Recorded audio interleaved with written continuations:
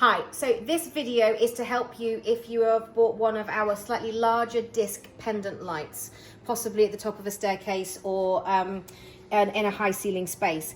Now, the tricky thing with this little fella is the distance between the disc itself and the ceiling is very narrow. So what you'll have put on the ceiling already is a strap in the place that you need it to be. And then you will need to line up the grub screws in a very tight gap and screw that in. So my tip from the top is use a magnetic screwdriver that will hold onto the screw. However, it will still wobble around. So use a little piece of masking tape to hold that screw in place at the end of your screwdriver. Then whilst you're holding the disc in the air, it will be much easier to guide the screw in, locate the hole and start to screw it up tightly.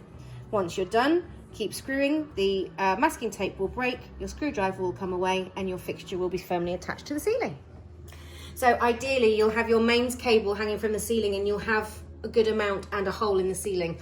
The way that we have to do it in the studio is we have to plug it in, so it's slightly different, but this should still make sense. So you will have terminated your cables into the top of the ceiling cap, and then you need to take it and make sure that it goes over the top of the bracket, and you're taking your very handy taped off screw, you're sliding it in behind, finding the hole, and then you start to screw it up.